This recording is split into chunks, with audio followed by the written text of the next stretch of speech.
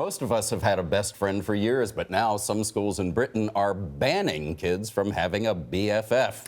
They say they want to spare the children the pain of losing someone they love. But the question is, have they gone too far? Joining us now are psychiatrist Dr. Janet Taylor and Lee Woodruff, CBS This Morning contributor and the mother of 2 girls. Good morning to both of you. Thanks for being with us. Good morning. So, Dr. Taylor, when I hear this, I think, but isn't developmentally it an important thing for children to learn how to make friends and also go through those problems in a relationship where you're no longer friends? Well, it's crucial. I mean, if you think about education, it's not just about the learning, but also the social learning. So the process of having a best friend, making up with that best friend, learning what keeps you a friend is so important.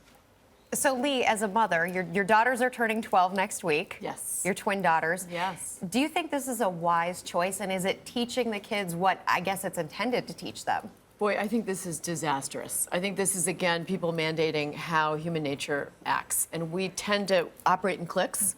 We tend to form our own communities, and we need to learn to make our own mistakes. How are we ever going to send our children out into the world if we're telling them what they can and can't do in terms of behavior? Well, and the intention is to have the kids not have their feelings hurt, but being able to express yourself emotionally and feel not only what you feel, but be able to look at someone and understand what they feel is crucial in terms of preventing things like bullying and people getting their feelings hurt. And this is not drawing the distinction between bullying and what somebody needs, the tools they need to go out in the world. We're all going to get hurt. We're all going to be shunned when we grow up. Life is hard, right? And you're on your own.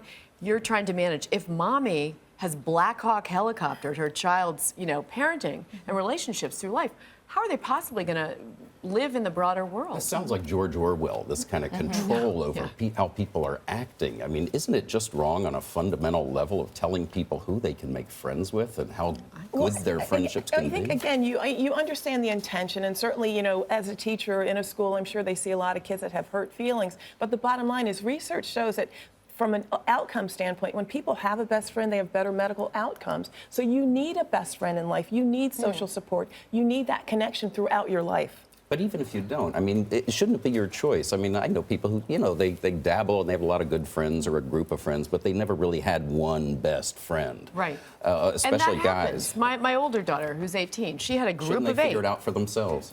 I think so. Yeah, well, it is. It's not about being authoritarian, but teaching the skills that you need, listening, feeling, being able to express how you feel emotionally. And confiding in someone, trusting in someone. A best friend is about trust, and sometimes that trust is broken, but that's a wonderful other valuable lesson about life. Dr. Taylor, it seems like a lot of these things are coming up because just bullying in general has come up. It's become a major part of our public discourse, not only here, but now you're seeing it in the UK as well. As a doctor, are there other ways that you would recommend going at that issue as opposed to trying to just say no more best friends? Well, yeah, there's no correlation between bullying and being a best friend, but bullying, people who have been bullied, been subject to violence, been treated inappropriately, negatively, are the ones who are most likely to bully. And one thing that we can do to help with bullying is to teach people how to be empathic, which means you not only know what you feel, but you're capable of looking at someone else and understanding how they feel. And that makes it more likely that instead of saying something negative, you might say, how are you feeling about that? Or I'm sorry is key. And Lee, it seems like a lot of this comes back to the parents too. I mean, what you tell your children, how you live in the home is going to shape their development outside of the home.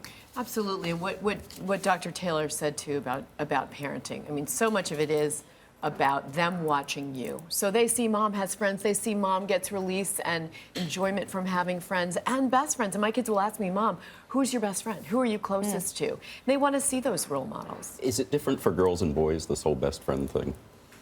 Well, boys need best friends too. I mean, it's about connection. And, after all, we're human, we're animals, and the attachment is key. I mean, a girl can have a best friend that's a boy can have a best friend that's a girl. It's really about that capacity to maintain a close relationship. Dr. Janet Taylor and Lee Woodruff, thanks so much to both of you.